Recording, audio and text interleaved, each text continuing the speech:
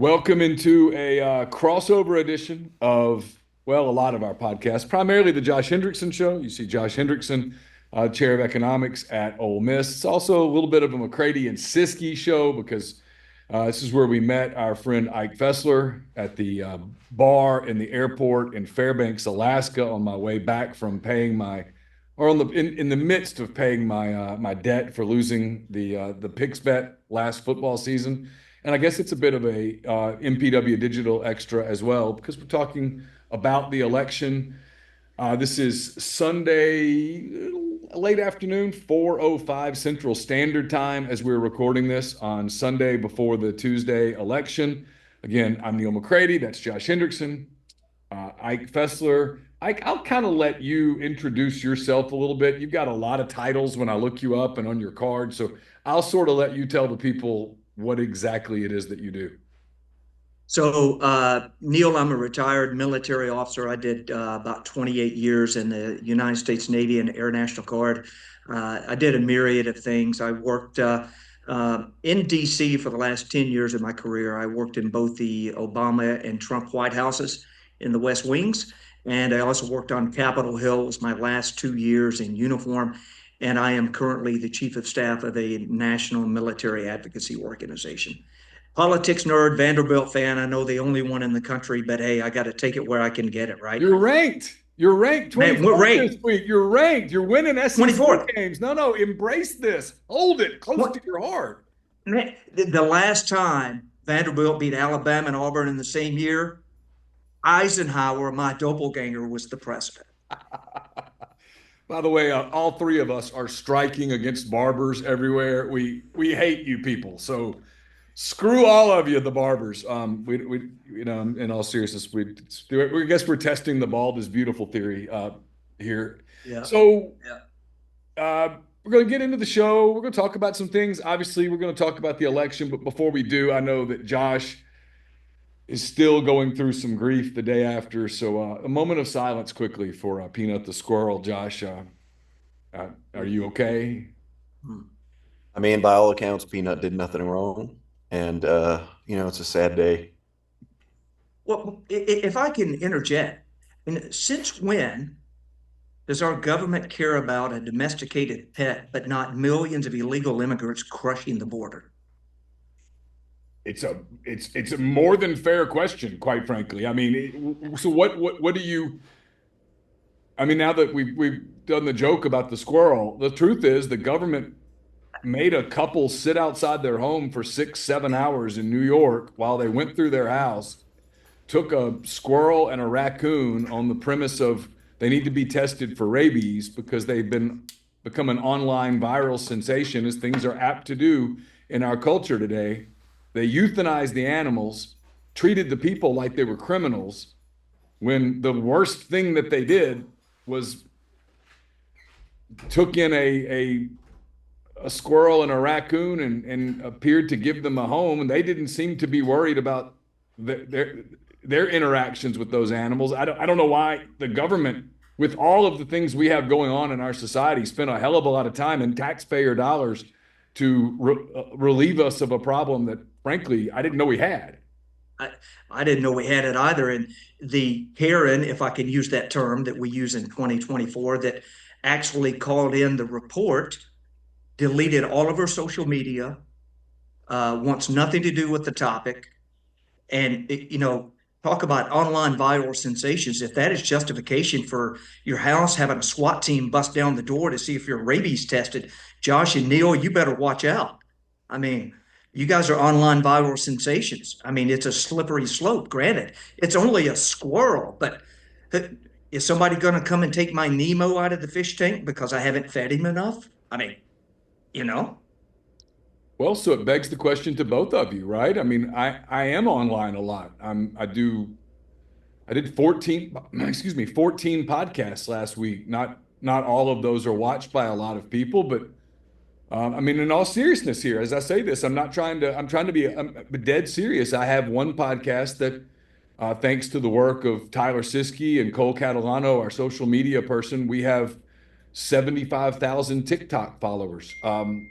I never would have thought that I would be popular with the 18 to 24 demographic, but I can tell you after spending Friday night on Dixon Street in Fayetteville before Ole Miss Arkansas on Saturday, there's a lot of young people that watch that show. So what if I say something that's wildly unpopular with the powers that be? Do they even need a reason to come into my house? I mean, if one of my Labrador retrievers is a month late on his shot, couldn't they come in and take my dogs and punish me for having a contrary opinion? I think You this is know, why it's sorted so political, right? Like this is not a, yeah. you wouldn't think that a squirrel would be a political issue, but it quickly became a political issue. And I think one of the reasons it became a political issue is that question is like, think about all the problems that we have in society. Think about all the things that people are complaining about. Think about all the things that they want the government to do for them, that they're not doing for them. And then they have the time and the energy and the resources to go to somebody's house and just like euthanize their squirrel and their raccoon, right? Like, I mean, it's completely preposterous, but it also, I think, is kind of, it's kind of indicative of the frustration that people have with their government, that it's like, this is the sort of stuff that you pay attention to. This is the sort of stuff that you're going after, but like we have all these major problems and you're not really doing anything about it. And then also, yeah, I mean, it raises the question of government overreach. If the government's just going to come in and do, something like this, then what's to stop them from doing other things, right? And I mean, like one of the popular memes that went around yesterday was like, hey, the same people who want to take your guns just went into somebody's house and killed a squirrel. And I think like, that got shared quite a bit. And I think the reason that it got shared quite a bit is it's tapping into this general frustration that people have with their government, that they feel like the government's not actually doing what it's supposed to be doing. It gets caught up in all of these things that don't really matter. And it constantly exercises power just for the sake of exercising power. And I think that's a huge problem. And I think that's why this thing kind of blew up and became as viral as it became. Yep, I concur 1000% with you, Josh. Who's to say your neighbor doesn't like the color of the blinds on your house and they're offended? Are they going to send in blinds to go to replace them on your behalf? I mean, I'm half joking, right? But squirrel became this national cry because, okay, I got a pet squirrel that's not bothering anybody. I saved him from demise, but I got this neighbor or somebody that doesn't like it, and now I've got the SWAT team knocking on my door. Well, we don't have a border. We have a border, but we don't have a border that's being enforced. We pay $1.8 trillion a year, or maybe it's even a month, on our national debt. I mean, these are the things we're going to worry about as a domesticated animal. And I couldn't agree with you more. The frustration is Big Brother doing big Brother things about things that don't matter. So let's take this. I'm going to take this from a 30,000 foot picture, and then we can obviously dive in, and we will, on individual states and that kind of thing. But as we sit here on Sunday night, Sunday evening, 36 hours or so before people vote in person, I know we have a lot of early voting that's already occurred. What are both of your thoughts on the status of the race? Where do things stand between Kamala Harris and Donald Trump? So my prediction, I think on our previous show, was I predicted Trump was going to win, and I You said predicted 312 312 electoral votes. That's still my base case. I mean, I think like when you look at the numbers, I mean, one of the things that you have to recognize is that in the final like week to week and a half before the election, you're just flooded with polling numbers. But the polls that get the attention are always the polls that are outliers. They're always the ones that give you unexpected results. So if there is if there's a state that everybody expects Trump to win, but then all of a sudden there's a poll that shows it like neck and neck, well, now that's what makes the news and that's what gets all the attention. And I think that you've kind of seen this because in the last several days, you have all of these polls that are coming out, and all of these polls, it's just rapid fire polls, right? It's rapid fire, the ones that are outliers, they get all the attention. And the problem is that most of this stuff is just noise, Like most of this stuff doesn't matter. It's just noise. Like you have to dig into these polls. You have to actually look at like, okay, how many people did they interview? Like, what are the sort of crosstabs, right? Like how many Democrats, how many Republicans, how many independents are in these polls? And you got to go through all those things. And let's face it, like the vast majority of us are not going to go through all of those things. And so when you listen to the media, it gives you a very sort of skewed view of what's going on. And I think you've seen this a lot in the betting markets, right? The betting markets were more bullish on Trump than a lot of the forecasting models that are out there. But in the last week or so, what started to happen is that the betting markets started kind of converging with those prediction models. But some of those things have actually, but some of the betting markets have actually flipped and they've moved in the other direction. And I think a lot of this though is like people are responding to a lot of noise. Like you see these statistics where they're like, hey, 55% of early voters are women and only 45% are men. And what happened in the betting markets is people just kind of went, well, this is really bad for Trump because it's probably abortion related. Well, I mean, it's actually hard to tell, right? Because first of all, does that mean that women are going to vote in larger numbers than men? Maybe, or maybe women are just more likely to show up for early vote than men, right? Like that's something that we actually have to know. We don't really have a lot of data on that because there wasn't early voting in 1960, right? And so, and then the other thing is that, married women actually vote a lot different than single women. That's probably like the starkest difference in all of, voting is that married women traditionally are, like slightly Republican leaning, whereas like single women are overwhelmingly Democrat leaning.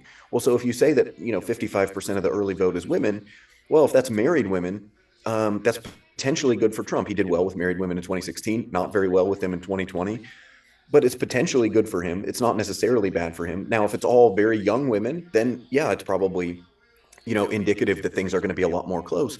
But I think people are all jumping on this information as though there's lots of value there. And I think most of it is actually just noise. And I think that, what I like to do is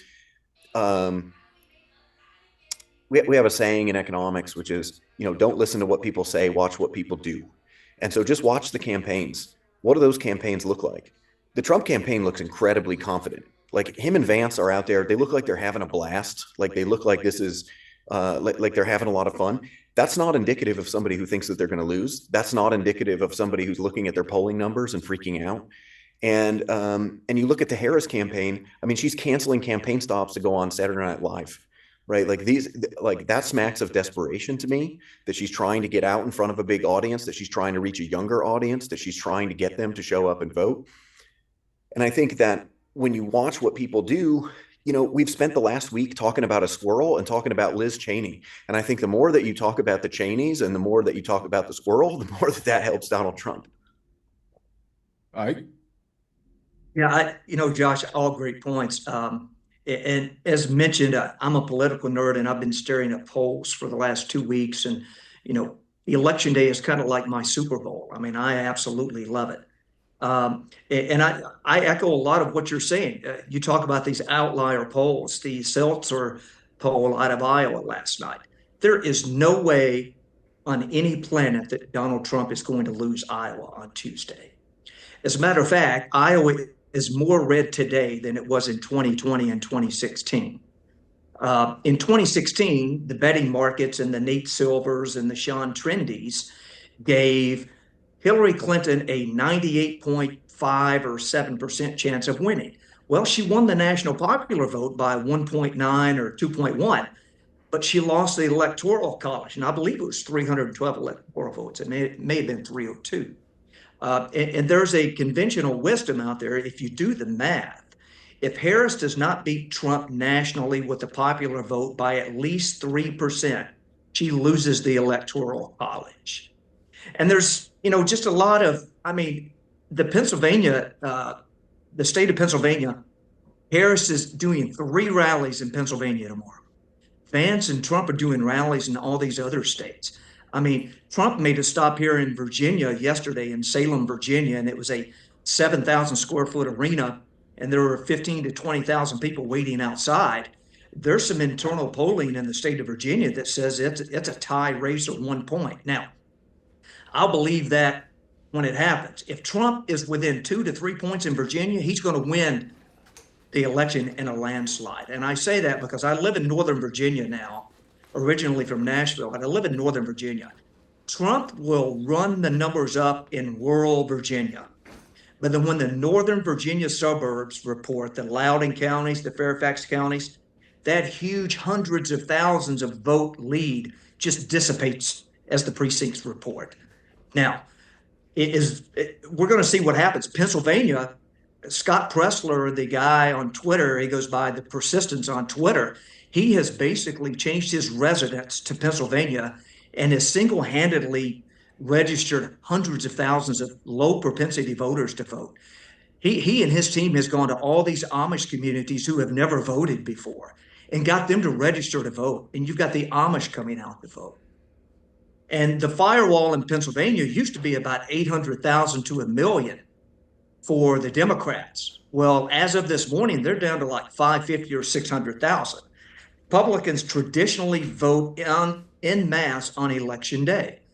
This year is a new phenomenon because the Trump campaign and Republicans writ large have embraced early voting. If they have not cannibalized their vote in Pennsylvania, it's going to be a good day for Trump in Pennsylvania. And that's why Harris is in Pennsylvania for 3 rallies tomorrow. I saw another story. I think it was Mark Halperin, and he said that the early voting numbers in the big cities like Philadelphia, Detroit, Pittsburgh, Milwaukee were way down from 2020, and that's a sign. That's a bad sign for the Democrats because they get a lot of their votes from the city votes. So, but I say never underestimate the Democratic machine. In what world should non-postmarked ballots be counted 3 days after an election? It shouldn't, in my opinion. But here we are. When the polls close on Tuesday night and the last state reports, there's going to be a state out there that knows how many votes they need to get their candidate across the finish line, and they're going to be allowed to collect non-postmarked ballots for 3 days. So I'm with you. I think there's a lot of noise. I think there's a lot of herding going on. The New York Times poll that came out this morning, I thought was very favorable to Trump, and there's no bigger Trump hater than the New York Times. So if I'd rather be Trump today than Kamala Harris, but that doesn't mean in the next 36 hours the Democratic machine doesn't get churned up and they just crush the polls. So I think we're in a toss-up, but I'd rather be Trump right now. I've got 1,000 questions off the things y'all just said. I'll ask one of them and then I'll get to another one. First of all, if I remember correctly, in 2016 on election night, we all went into that day, and I say we all generally, believing that Hillary Clinton was the prohibitive favorite.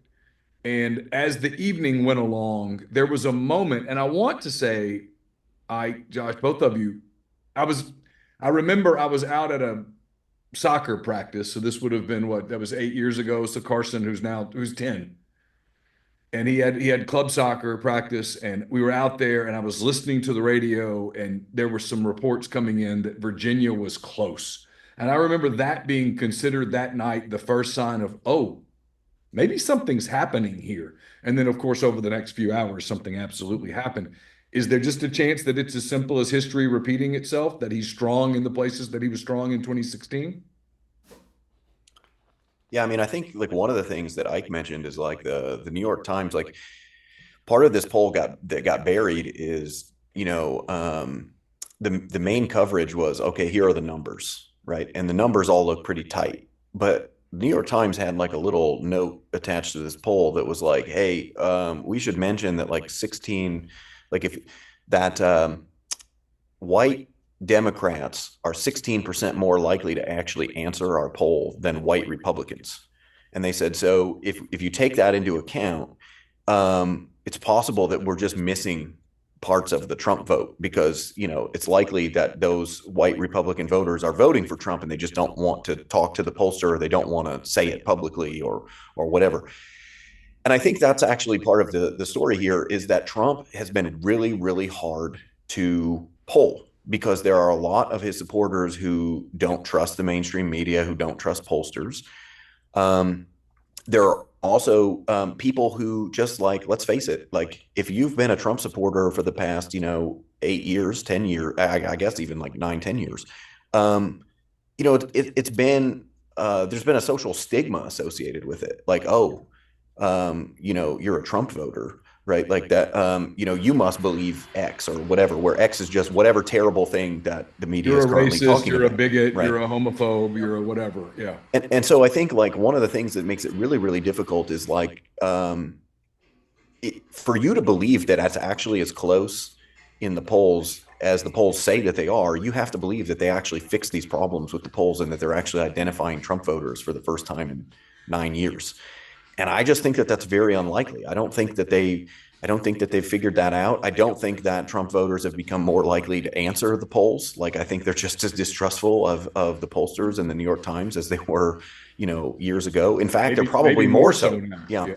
Yeah. And so I think that, but that's the thing. And that, well, and then the other thing is that people don't realize, and I think we've talked about it on our show a couple times, is that like, the results are correlated, right? So like, if you tell me one state, like if you tell me that Michigan went for Trump, I will tell you that, okay, well then Wisconsin and Pennsylvania also went for Trump, right? Like there are just correlations out there in the data where it's like, okay, if he won this state, then it's very likely that he won, these other states. And so I think that, and so I think actually like the point I guess that I would make is, it's actually hard. It's hard to read the polls, but if we take the polls seriously, I think I think there's a very significant chance that that it's the Democrats that have the very, very narrow path to victory that they typically attribute to Trump, right? Like every time Trump runs, they're always like, "Oh, he's got this very narrow path." I think it's actually the opposite this time around. Yeah. When you look at the polls and when you look at how these states correlate with each other, I actually think that Harris is the one that has a very, very narrow path to victory. I completely agree with Josh. And Neal, you talked about, in 2016, Virginia was within 4 to 5 points, and it was like an aha moment. I would predict on election night, if the returns in Northern Virginia start coming in and Trump is holding within 2 to 3 points, he may win New Hampshire. He may win New Mexico. It is a good night for Trump if he's within 2 to 3 points in Virginia. And in 2016, I remember staying up until 2:30 in the morning the next day because I simply could not believe what was going on. I mean, the one fact that Trump won. Two, the polls was so wrong. And three, the media meltdown was epic. You can find it on YouTube now. People are screaming and oh my God. And I was in the White House after Trump took office. I got a quick story. It's a funny one. When I was in the White House, I befriended quite a few of the Secret Service that were Presidential Protective Detail. And we were standing outside of a room one night while the president, it was Obama at the time, was in the room, and Trump had been elected, so it was the transition time. And the night of the election in 2016, Hillary Clinton was in the Javits Center in a suite, and Trump was in his place in Trump Tower.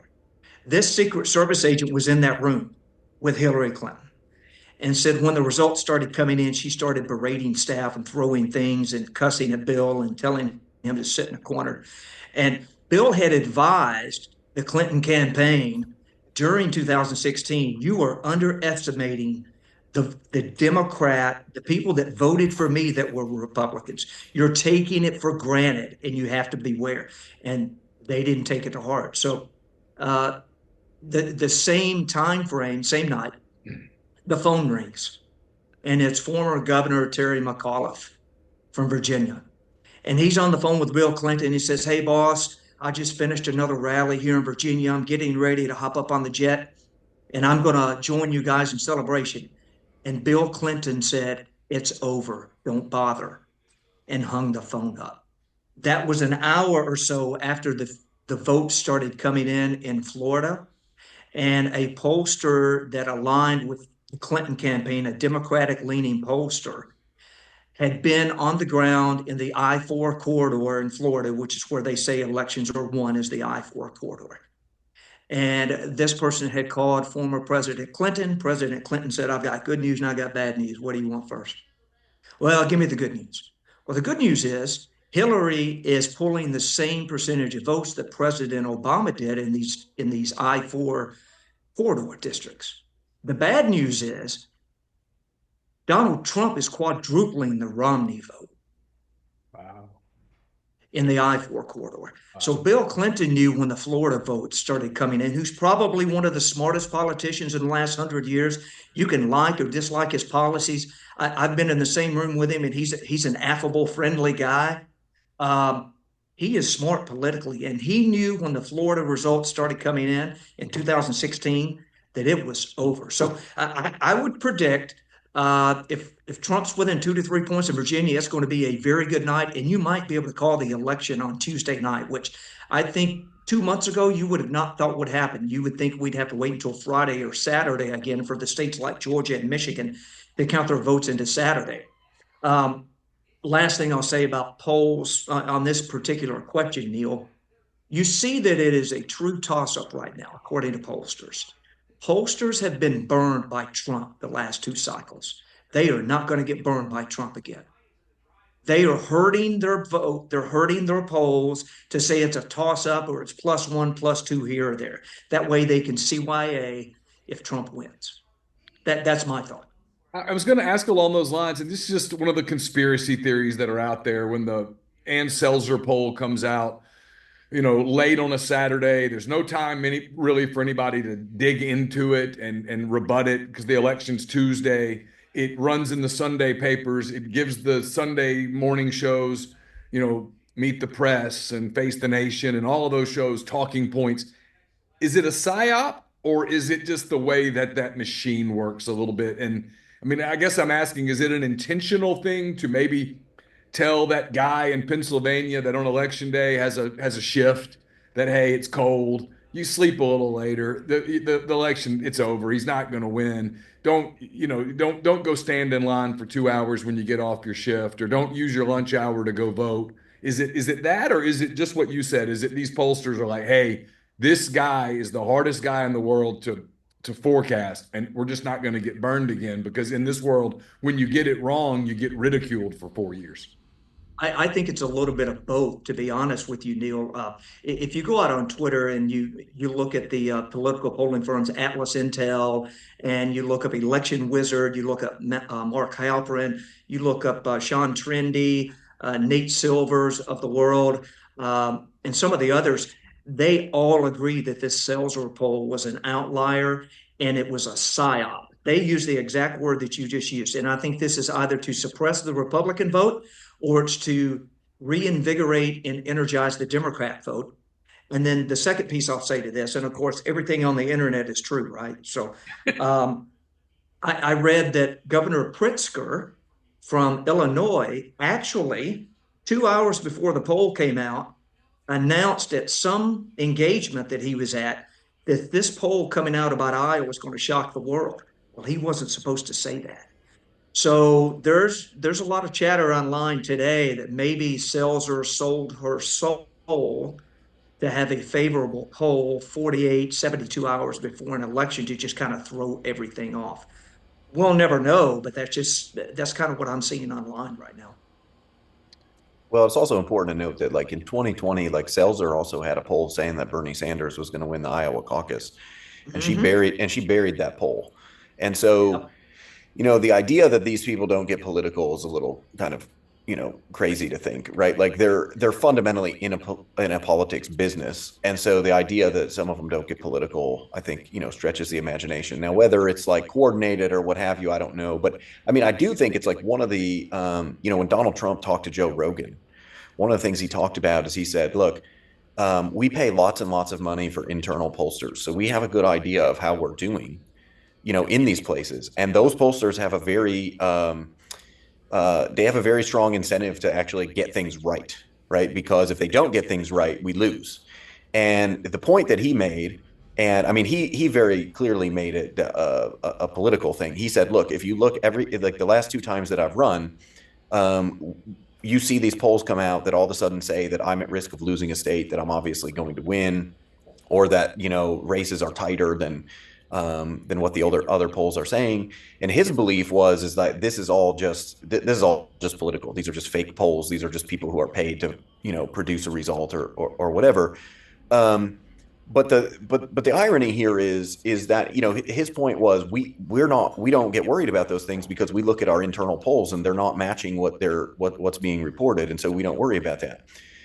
And so whether or not it is politics driven, I don't know. I mean, certainly, like, some of these companies are not reputable. They're not reputable companies that do these things, right? There's a bunch of polling agencies out there that they interview 400 people and then they release a poll, and that's Yeah. you're going to get, you interview 400 people, you're not going to get a reliable poll no matter what. Nope. And I think that I think that and then I think that part of it too is that all of this stuff gets filtered through the media, and what the media wants, like setting Trump aside, for example, right? In any election, what they want is they want the poll that says that it's closer than expected, or that somebody's going to win a state that we don't expect them to win or something, because it gives them something to talk about. They love the horse race. They love the underdog. They love to, they love to kind of play up that story just in typical elections, right? But then when you factor in Donald Trump, they clearly hate Donald Trump, right? I mean, one of the stories that about this election is that I don't know how the media ever recovers no matter who wins. Because the media has completely ditched any semblance of objectivity, right, in covering this election. Like they're just making things up. They're ahead of the Harris campaign on some of these talking points. Like, they're leading the talking points. Normally, it's like the campaign has like a misleading statement, and then maybe the media runs with it, and then you're like, oh, the media is compliant or complicit, excuse me, in these. In these like storylines. But here it's actually like the media is actually leading the misleading claims, and then the Harris campaign is then piling on, which is completely bizarre. And so I think that, like, this poll out of Iowa would not have gotten any attention if it had been the opposite. Like, if it, like if this was a poll of Virginia that said Trump was going to win Virginia by 5 points, they wouldn't even have covered it. It wouldn't have made any news coverage. They would have just completely ignored it. They would have said, that's a crappy poll, doesn't matter.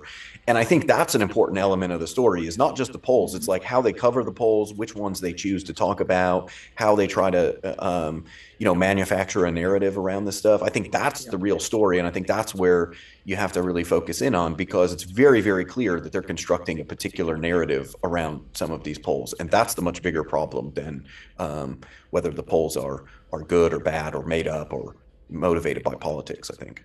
Yeah, I agree. And sales are also, he picked John Kerry to win in 2004. Yeah. That didn't work out. All right. Not too well. Listen, I mean, we all, self-included, I mean, I'm as guilty of this as anyone, so I'm not casting stones here at anyone out there in our listenership. I mean, the Trump Harris race is the sexy race. It's for the White House, the presidency. We obsess over it every single day. There are a lot of other critical races out there in terms of what happens when one of these two people get into the White House. We've got a Senate that's still to some degree up for grabs. There's a race in Montana that's getting a ton of attention. Probably not covered nearly enough is what's going on with the House races.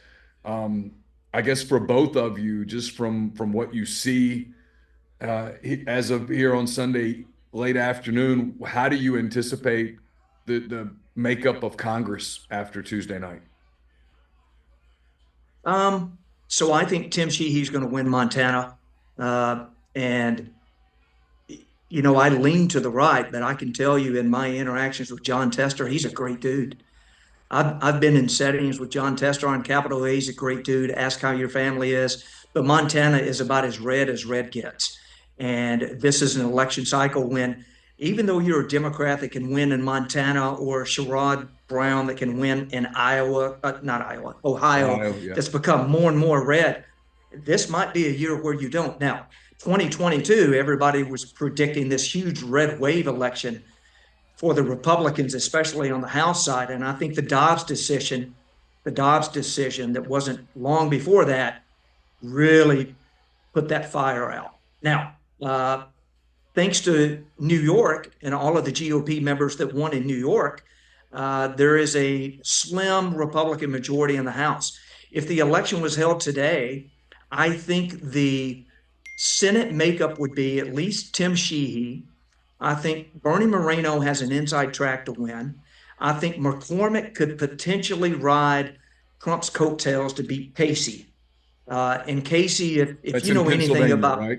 yeah, if you know anything about Pennsylvania politics, Casey's dad was the governor, and he's been a senator for, I think, 18 years, and their name is just synonymous with politics, just like the Dingles in Michigan or, any other political dynasty you want to talk about. So I think of all of the Senate races out there, Carrie Lake's going to get smoked. Just my opinion. She's a terrible candidate. If she had accepted losing Arizona governor in 2020, even though there might have been some shenanigans, if she had said, you know what, I was wrong, she might have been able to win. But she's just a bad candidate, just like Oz was a bad candidate in 2022 against Fetterman, was just a bad candidate.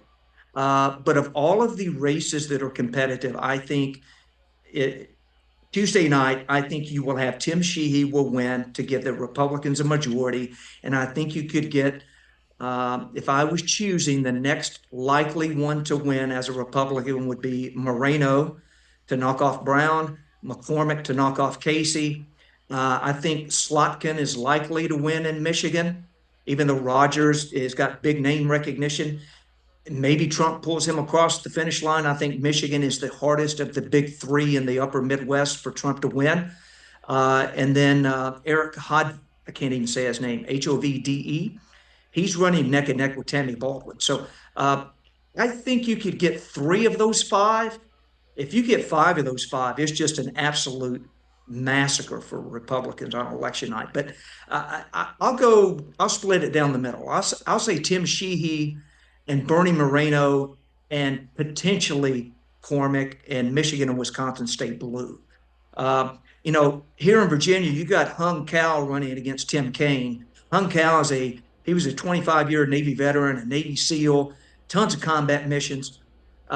He ran for Congress 2 years ago and didn't do that well. He ran in a purple district, and now he's running against Tim Kaine. He is a spectacular candidate. He is what America needs, but I just don't think he can win. Tim Kaine's a former governor. He's been in Senate for years. If he were to pull off a victory, Trump might get 400 electoral votes.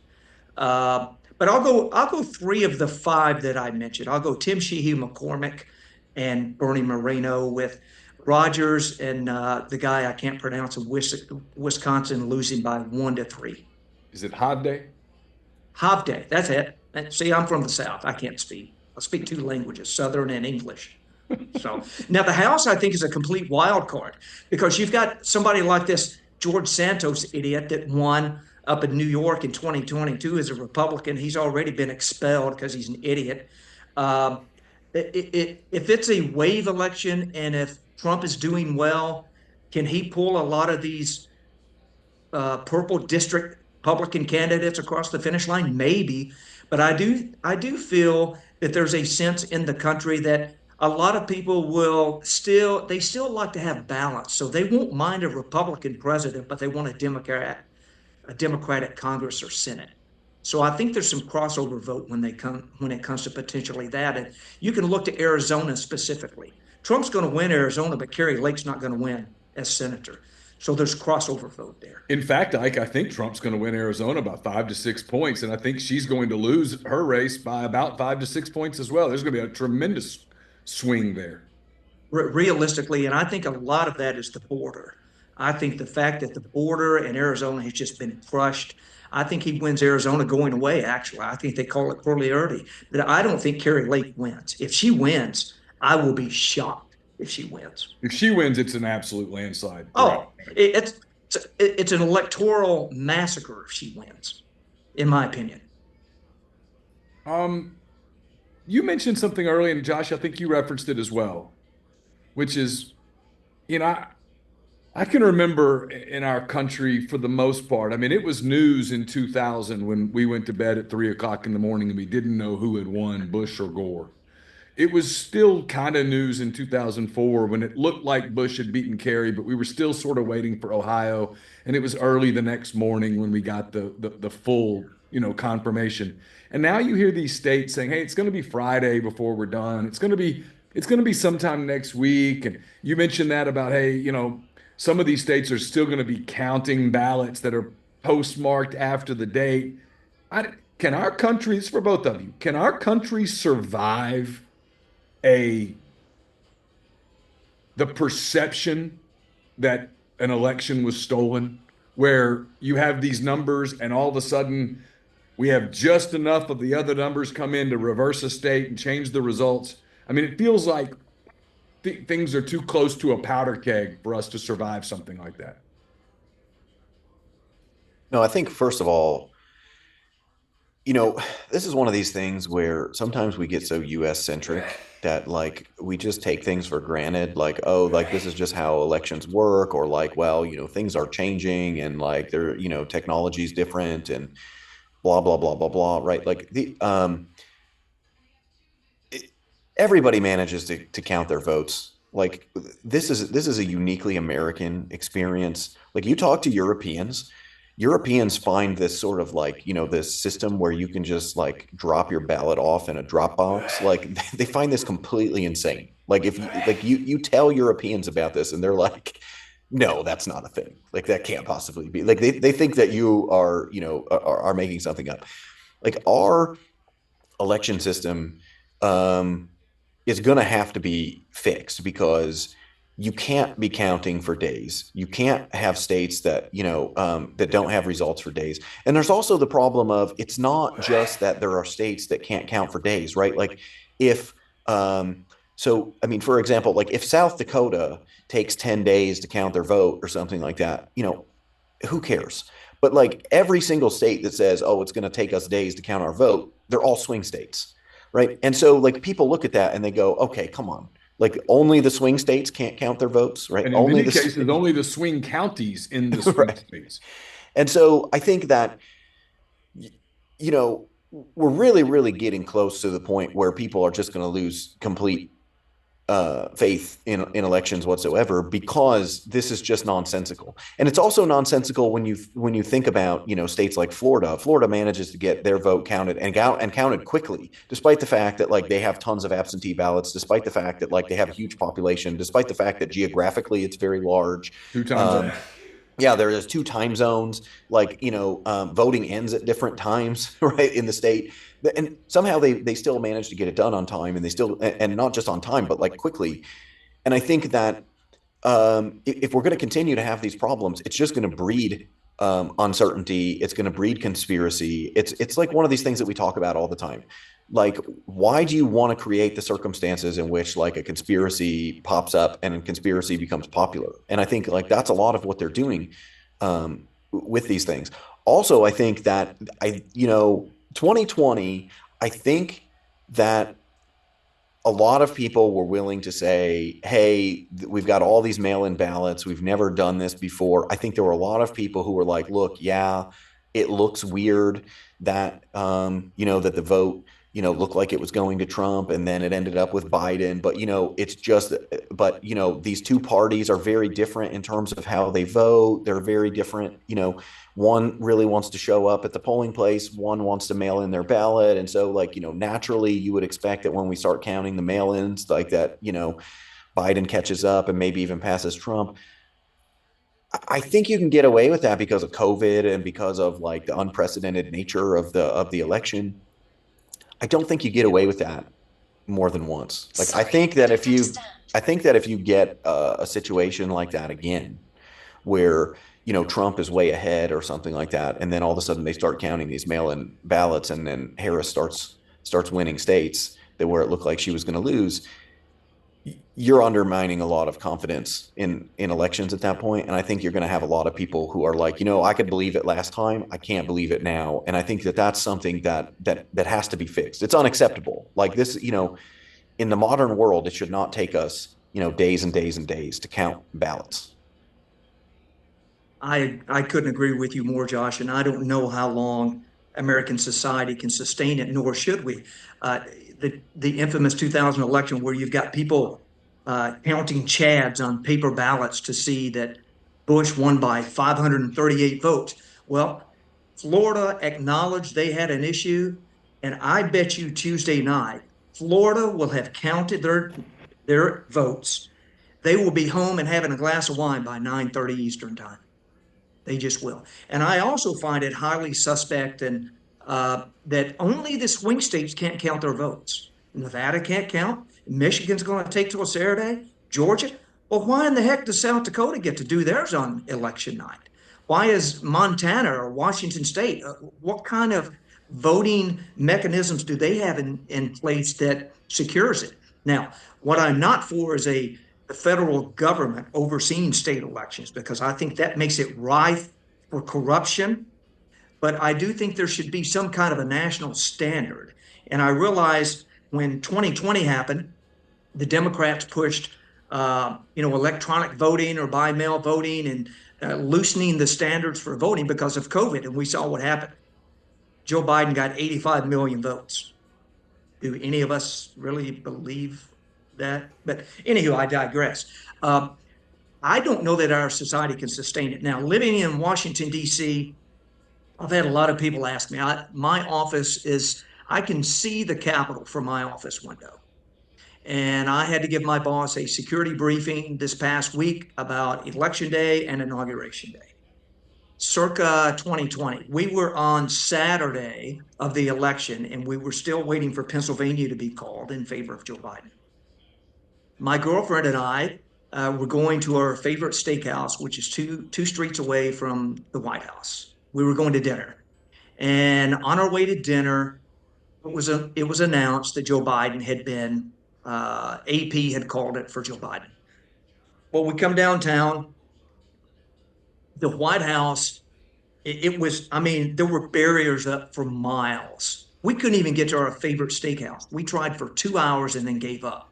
But what I saw driving through the streets of DC, which is the nation's capital, which is the city that everybody in the world looks to when there's a global catastrophe or war or pandemics, there were boarded up restaurants, there were cars on fire, there were riots. And I'm all about peaceful demonstration. And I was in the military for 28 years for the First Amendment and all of that. But my goodness, if it comes out that Trump doesn't win, and we all know Trump's personality, and I've been in the same room with him numerous times, if he doesn't win, he's going to claim it was rigged. We can just count on that. If he does win, I think the disparity is going to be, if he does win, there's going to be some pissed off people and there'll be some cars flipped and some stuff lit on fire. If he loses and he claims it was rigged, there'll be a lot of noise in the media and social media, but I don't think you'll have Republicans out there rioting and burning cities down like they did in Minneapolis, which is the city of the state that the VP nominee is from, and he let it burn for 4 days in 2020, but he wants to be the VP. I don't think there'll be the kind of criminal activity if Trump loses versus if Kamala Harris loses. And I think a lot of this, the stuff that you get, the riots and the upheavals and stuff, I think a lot of that is sowed by somebody we all know, George Soros. He pays people to do this stuff, to sow discord and amongst the American people. And I tell people all the time, I wish America could go back to what it felt like as far as unity on the day after 9/11, 2001. George W. Bush had a 90% approval rating for about a year after that. We were a unified country under one flag. We have gotten so far away from that, and I wish we could get back to that on a normal basis, not this. You can't go have Thanksgiving dinner with your family because your uncle voted for Trump. God forbid. We've seen families destroyed because of politics, and it just should not be that way. Question. We'll do it on both candidates. In a world where Donald Trump wins the White House, let's use Josh's number, 312 electoral votes. Doesn't matter. He's got to get to 270. So he gets somewhere between 270 and above.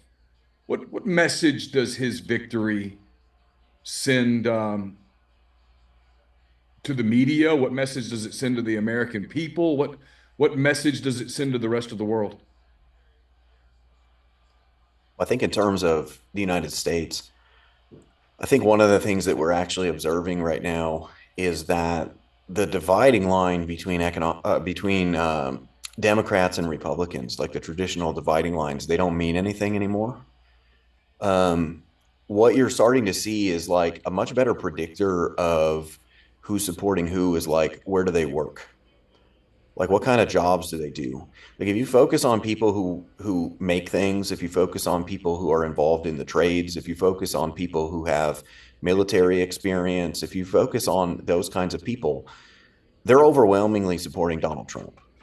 When you focus on the people who, work very white collar jobs, work in academia, government bureaucrats, um, when you when you focus on those people, those are all sort of reliable Harris voters.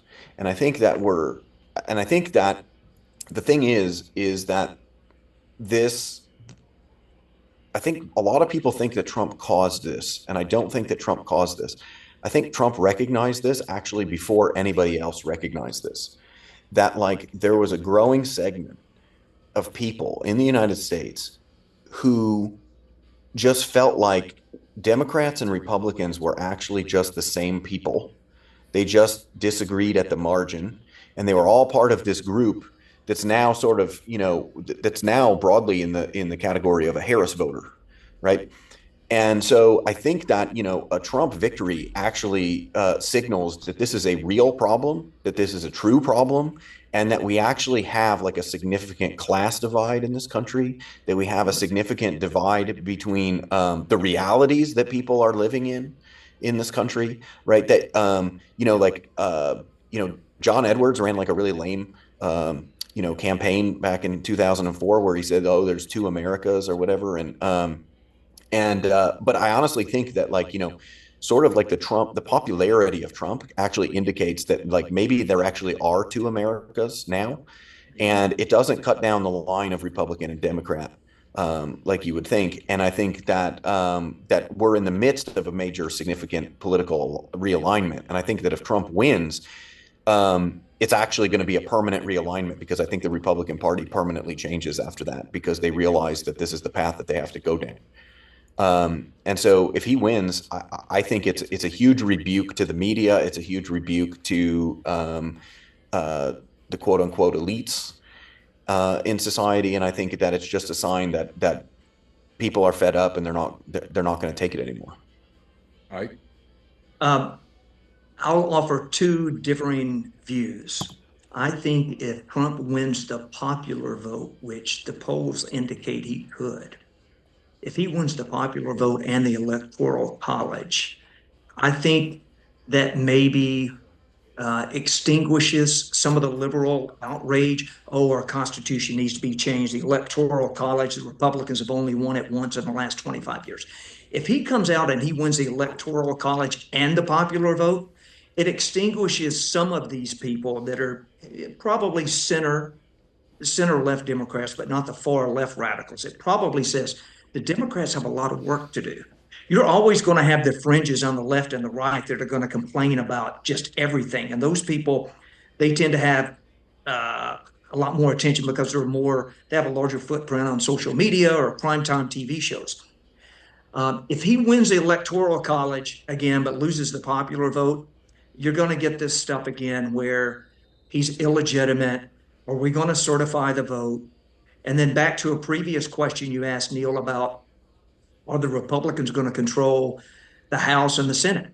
If Trump wins the electoral college, but he loses the House, the Democrats are going to draw up impeachment articles the first week in January. We're going to do it all over again. Going to do it all over again. But I think if he could pull off a popular vote victory, and that was part of the reason he was in Madison Square Garden last week. That's part of the reason he went to New Mexico. He's gone to some of these states that people have questioned. He's trying to run the vote up in some of these states that he's not going to win. But I think if he could win the popular vote and the Electoral College, and you do get a Democrat House of Representatives, I think it makes it a lot harder to impeach him again, I think. And to Josh's point, Trump probably saw something that the rest of us didn't, this realignment. I mean, you've had major labor unions that have refused to endorse anybody. You've had newspapers that have refused to endorse anybody. They know the power of the Trump voter. And pardon me, the blue collar workers in the steel towns of Pennsylvania, Ohio, and West Virginia are overwhelmingly voting for Trump. They have become red. West Virginia voted for Bill Clinton, and it's become more ruby red since then. Trump will win that by a larger margin than any other state he wins.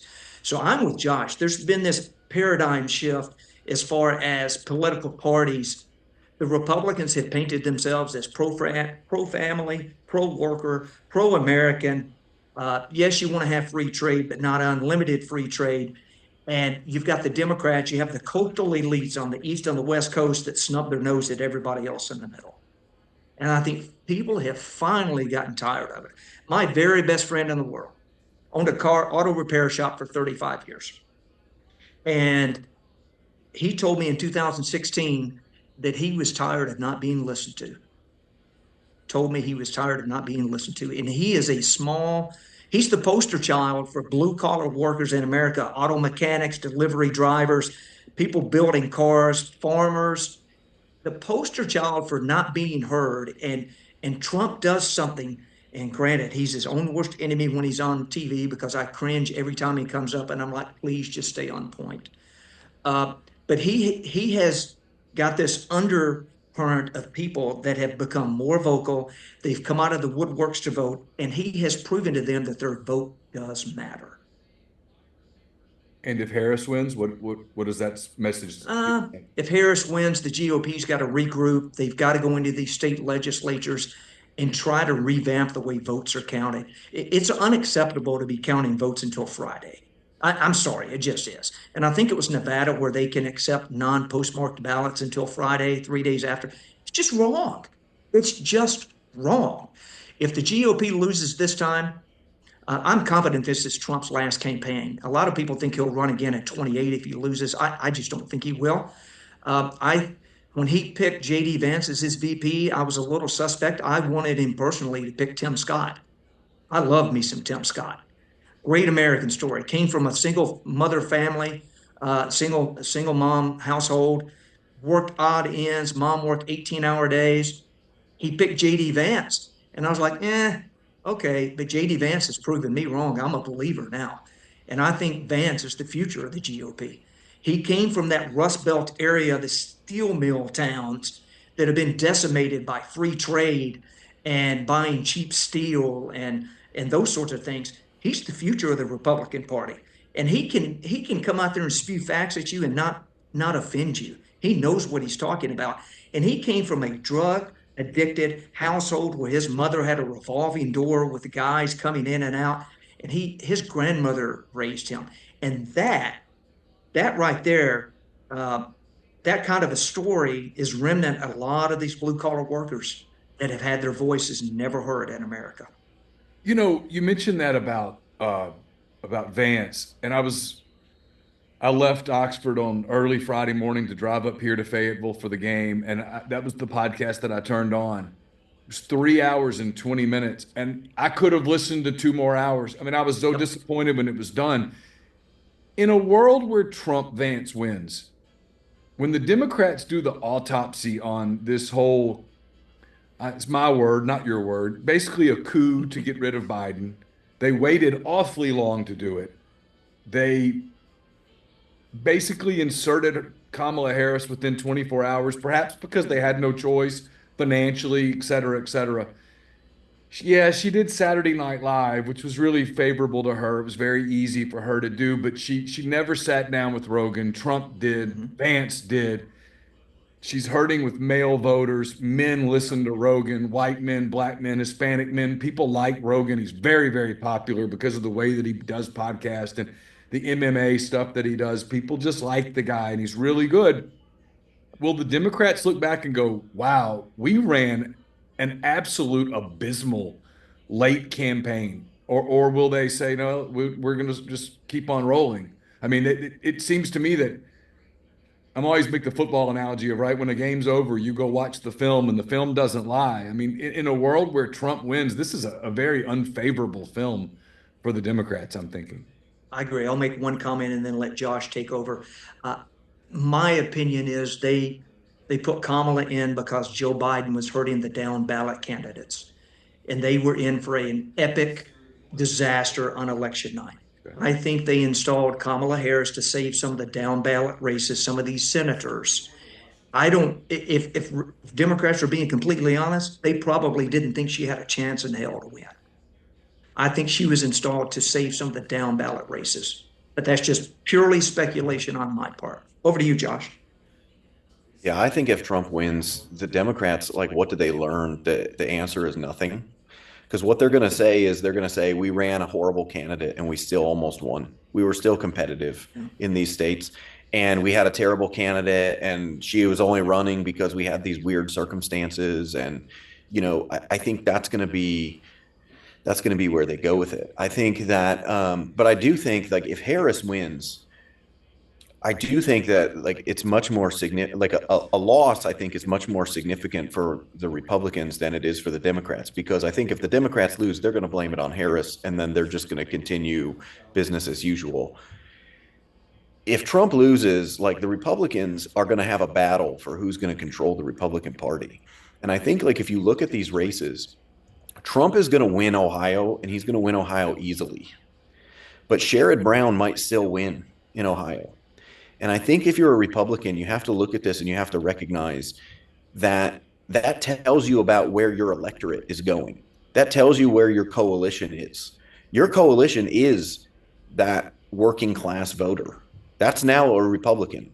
Like those union workers, they're moving in real time towards the Republican Party, but they're moving towards the Republican Party of Donald Trump, right? I mean, if you run somebody like Mitt Romney 4 years from now, right, you're going to lose Ohio.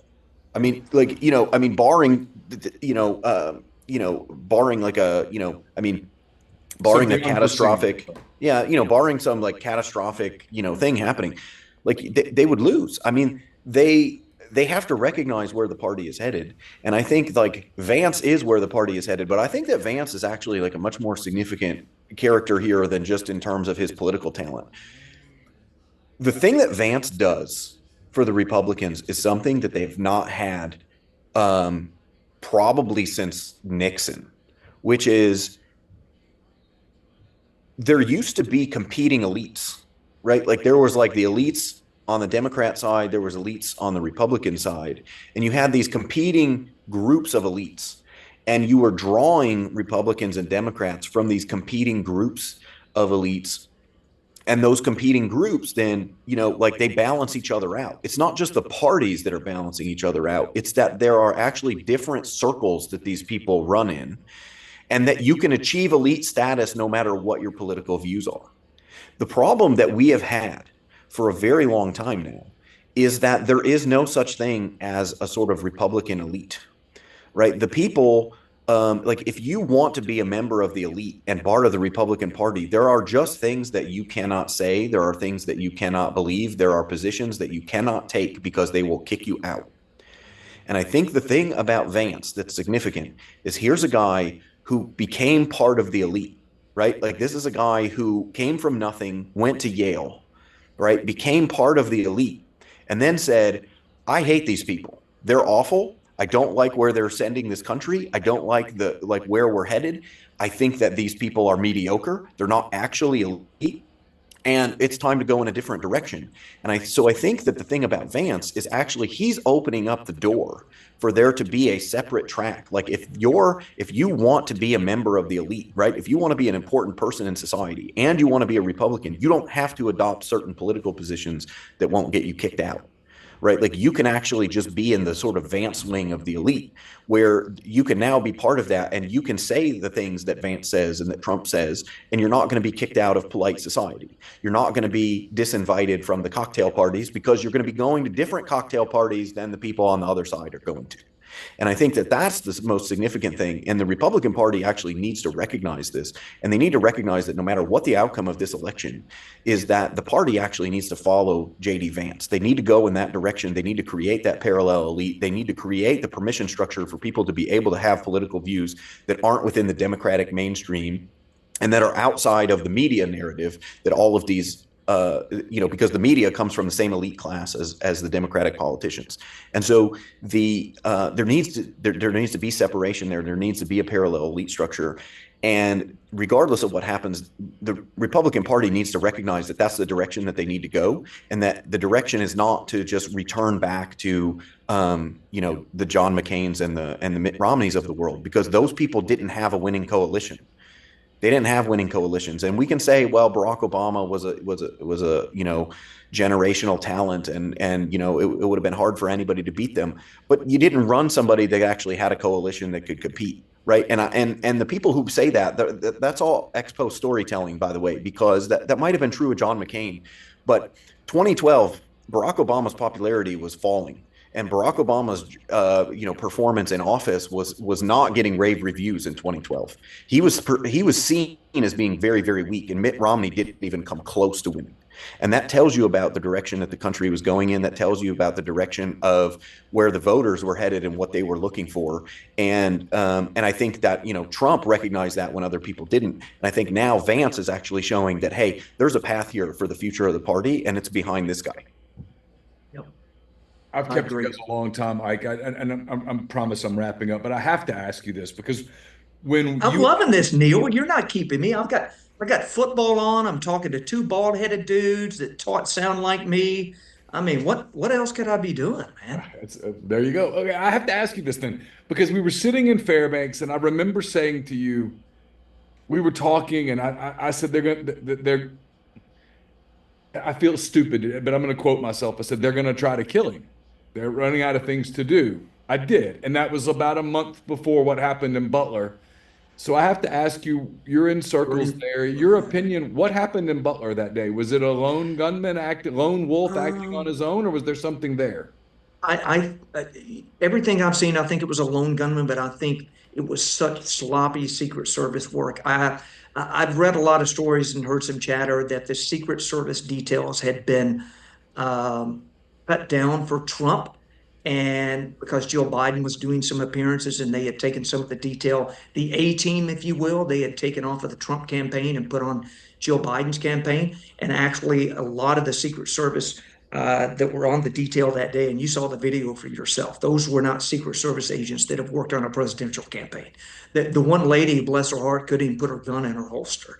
I think it was we'll put some people out there, and it is what it is. Now, we've both seen the video where that kid was climbing on that roof, and there were people screaming at law enforcement to do something.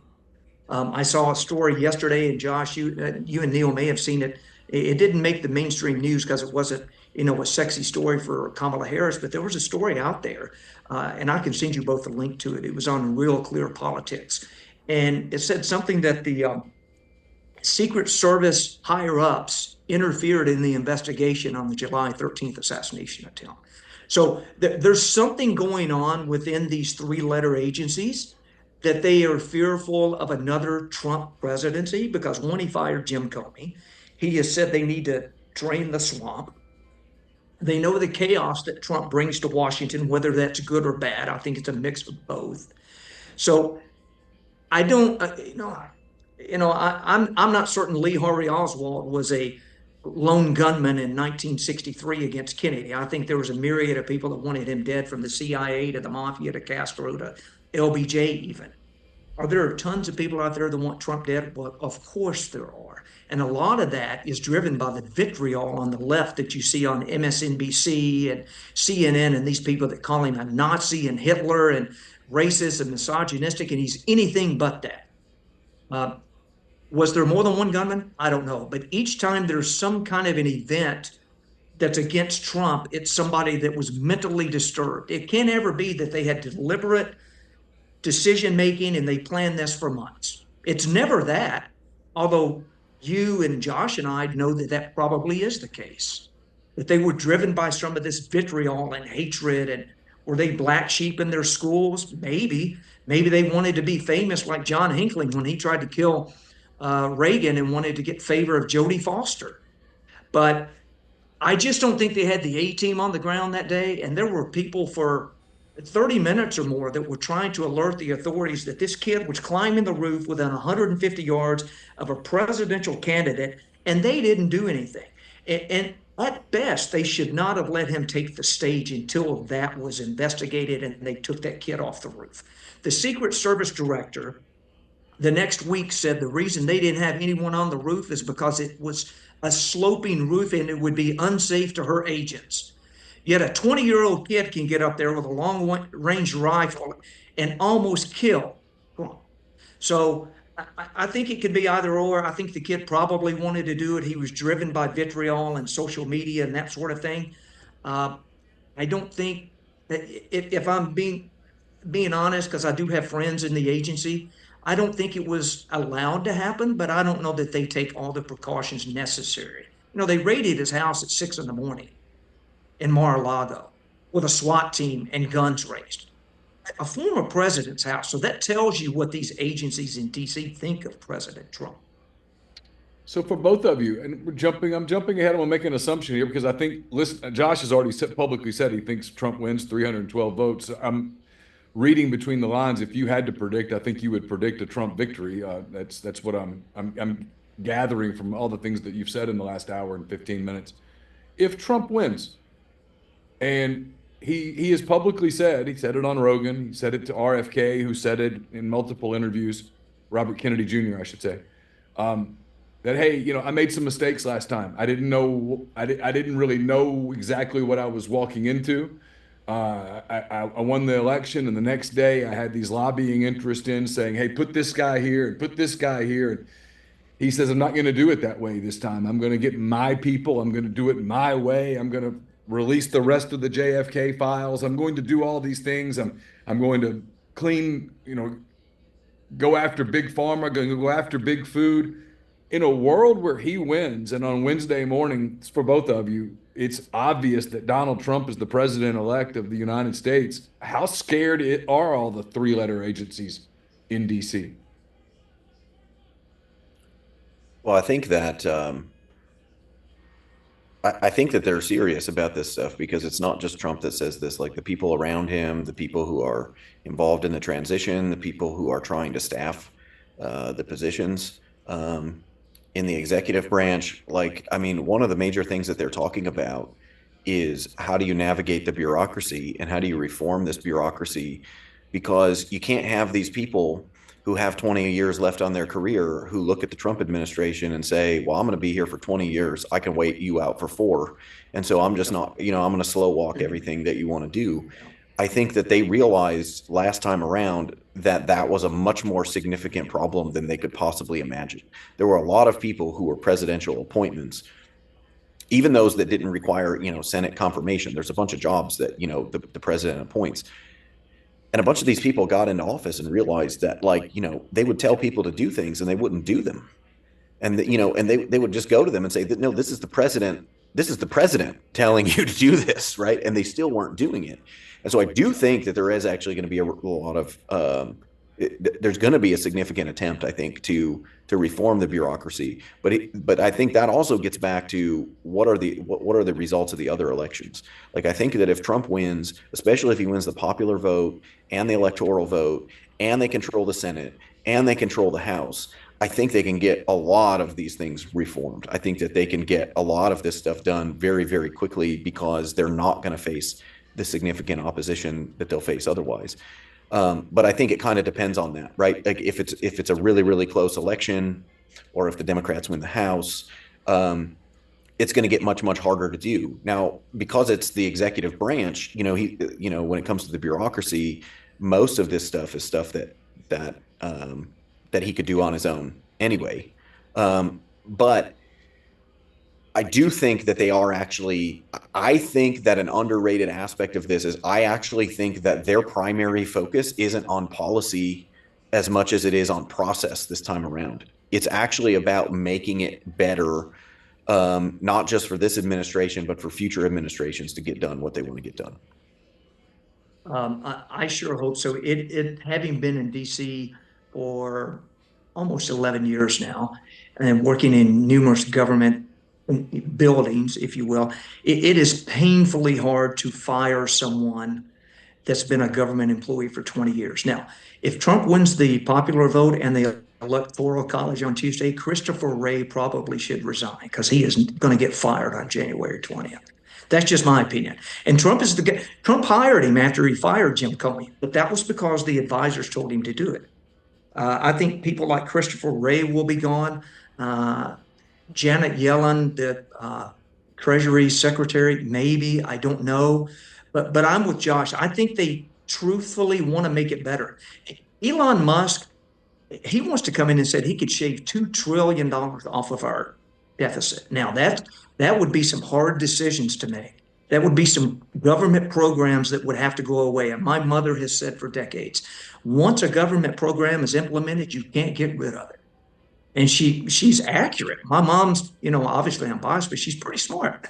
Clearly. So I do remember in the first Trump term, he did fire a lot of VA employees that were not taking care of the veterans like they should be. And from the executive branch, to Josh's point, with the stroke of a pen, Trump can do a lot of this. He can.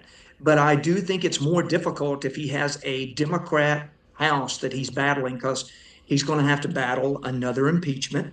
You can bank on it. If it's a democratically controlled Congress, he's going to get impeached again, or they're going to try.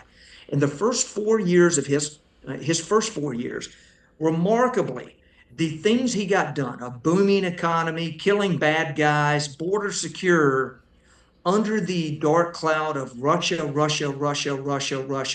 and impeachment. The fact that he was able to get all that done is remarkable in itself. So to Josh's point, if he has a Republican Senate and a Republican Congress, and if he wins the popular vote and the Electoral College, I think along with Elon Musk and RFK Jr., I think he can get a lot of substantial stuff done that's not just better for the short term, his presidency, but going forward. I think he can. But if the Democrats win the House, it's just going to be 2017 to 21 all over again, in my opinion. And Neal, I won't leave you hanging. If the election was right now, I'm with Josh. I think Trump wins. And all of the predicting markets and all of these polls and all of the toss-ups, and I try to be practical. For those that, and I lean right, for everybody that's saying, oh, Trump's going to win New Jersey, he's got a chance in New Hampshire and maybe Virginia. And while we've been talking, a new poll came out that Trump is down 4.5 in Virginia. If he's down 4.5, he wins the Electoral College, in my opinion. I tell everybody on Twitter, I tell my friends, the only thing you need to be thinking about is 270. That's all you need to think about is 270. Everything else is gravy. If he wins New Hampshire, if he wins New Mexico, fine, that's great. As long as he gets to 270, that's what you should be focused on. Gentlemen, I can't thank you enough. This was enlightening. I can't tell you how many people have begged me to get this show to happen. And I was like, I don't know that I can pull that off, and did it on a Sunday in Fayetteville on a Zoom. So good for me, I guess, and good for all the people that get to listen. So Josh, Ike, thank you so much. That was really, really fun. Thank you. I appreciate it. And please keep me in mind. I love doing this kind of stuff. So I'd love to come back on another time. You got it. That will definitely happen. All right. Thank you, guys. For Josh Hendrickson, for Ike Fesler, I'm Neal McCready. Get out and vote on Tuesday. Should be a lot of fun. We'll be talking about it throughout the week on MPW Digital throughout.